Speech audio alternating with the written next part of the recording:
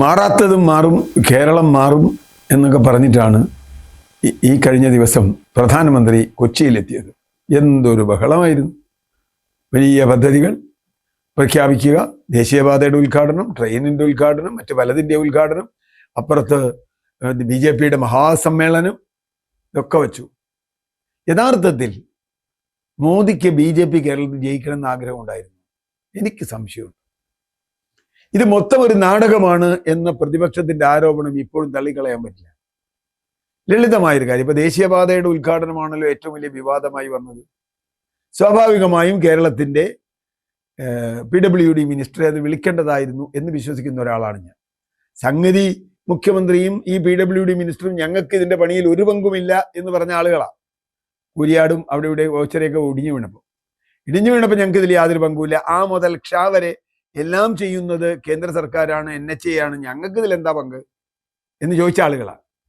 ഒരു വശത്ത് പിന്നെ ഇപ്പൊ പറയുന്നത് എല്ലാ ആഴ്ചയും മാസത്തിൽ 2 പ്രാവശ്യമെങ്കിലും മുഖ്യമന്ത്രി നേരിട്ട് നോക്കി ഇതിന്റെ നിരീക്ഷണം നടത്തിയിരുന്നു മുമ്പോട്ട് കൊണ്ടുപോകാൻ എന്നാണ്. മറ്റൊന്ന്, ഭൂമി ഏറ്റെടുക്കുന്നതിൽ പണം കൊടുത്തു. ഭൂമി ഏറ്റെടുക്കുന്നതിൽ പണം കൊടുത്ത ആദ്യത്തെ സ്റ്റേറ്റ് കേരളമൊന്നുമല്ല, ഒരേ ഒരു സ്റ്റേറ്റ് കേരളമൊന്നുമല്ല. മഹാരാഷ്ട്രയും ഗുജറാത്തും പഞ്ചാബും UPയും ഒക്കെ കാശ് കൊടുത്തിട്ടുണ്ട്. കാരണം ഭൂമി ഏറ്റെടുക്കുന്നതിൻ്റെ 4/1 തുക സംസ്ഥാനങ്ങൾ കൊടുക്കണം എന്ന് അവരൊരു നിയമം ഉണ്ടാക്കി. അതിനെ ഇവർ ചോദ്യം ചെയ്തില്ല. അത് പല സംസ്ഥാനങ്ങളും കൊടുത്തു. അതിൻ്റെ കൂട്ടത്തിൽ കേരളം കൊടുത്തു. കേരളത്തിൽ ഇത് കൂടുതലായി പോയത് കേരളത്തിലെ ഭൂമി വില കൂടുതലാണ്, സ്വാഭാവികമായും കേരളം കൊടുത്തു. ഇനിയാണ് നോക്കേണ്ടത്, UPയിൽ ഈ സമ്മേളനം നടക്കുമ്പോൾ അല്ലെങ്കിൽ ഉദ്ഘാടനം നടക്കുമ്പോൾ അവിടുത്തെ PWD മിനിസ്റ്ററെ വിളിച്ചോന്നാണ്. വിളിച്ചിട്ടുണ്ടെങ്കിൽ ഇവിടെ ചെയ്തത് നന്ദികേടാണ്, നെറികേടാണ്, പ്രോട്ടോകോൾ ലംഘനമാണ്. അത് മാത്രമല്ല, ഒരു തദ്ദേശ ഭരണ മന്ത്രിയെയും ജലവിതരണ മന്ത്രിയെയും എന്തിനാ വിളിച്ചേ, മുഖ്യമന്ത്രിയെ കൂടാതെ? ഈ ജലവിതരണ മന്ത്രിക്ക് ഇതിൽ എന്ത് പണിയുണ്ട്? തദ്ദേശ വകുപ്പ് മന്ത്രിക്ക് ഇതിൽ എന്ത് പണിയുണ്ട്? അല്ലെ എക്സൈസ് വകുപ്പ് മന്ത്രിക്ക് എന്ത് പണിയുണ്ട്? ആരും പോയില്ല എന്നുള്ളത് വേറെ കാര്യം.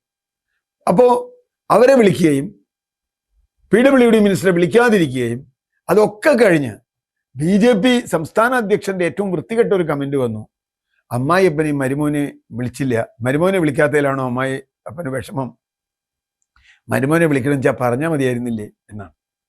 അത് ഏറ്റവും ഹീനമായൊരു പരാമർശമാണ്, ഒരു സംശയവുമില്ല. കാരണം മുഹമ്മദ് റിയാസിനെ വിളിക്കുന്നത് PWD മിനിസ്റ്റർ എന്ന നിലയ്ക്കാണ്. ഒപ്പം രാജീവ് ചന്ദ്രശേഖർ എന്ന BJPയുടെ അധ്യക്ഷനെ യോഗത്തിലേക്ക് വിളിച്ച് നോട്ടീസിൽ പേര് വെച്ചിരിക്കുന്നു.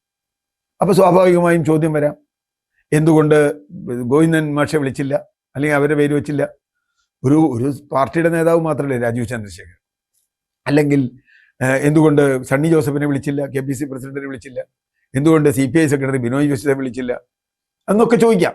ആ ചോദ്യത്തിനൊക്കെ അർത്ഥമുണ്ട്. ഏതായാലും രാജീവ് ചന്ദ്രശേഖർ അവിടെ സംസാരിച്ചില്ല. ഇതിലൊക്കെ വലിയ ഫലിതം, ഇതിലെ ഒരു തട്ടിപ്പ് നമ്മൾ മനസ്സിലാവുന്നത്, ആ ശിലാഫലകം നമ്മളൊക്കെ ഇപ്പോൾ കണ്ടു. ആ ശിലാഫലകത്തിൽ PA മുഹമ്മദ് റിയാസ് ചടങ്ങിൽ പങ്കെടുത്തു എന്ന് പറഞ്ഞ് എഴുതി വെച്ചിട്ടുണ്ട്. അത് മാറ്റാൻ പറ്റില്ലല്ലോ, നമുക്ക് DTP എടുത്ത് മാറ്റാൻ പറ്റുന്നതല്ലല്ലോ ശിലാഫലകത്തിൽ എഴുത്ത്. ശിലാഫലകത്തിൽ മുഹമ്മദ് റിയാസിന്റെ പേരുണ്ട്. അപ്പൊ പങ്കെടുത്ത ആളുകളിൽ ശിലാഫലകത്തിലുള്ള പേര് പരിപാടിയുടെ നോട്ടീസിൽ ഇല്ല എങ്കിൽ അതെന്തോ തിരിമറി നടന്നിട്ടുണ്ട്.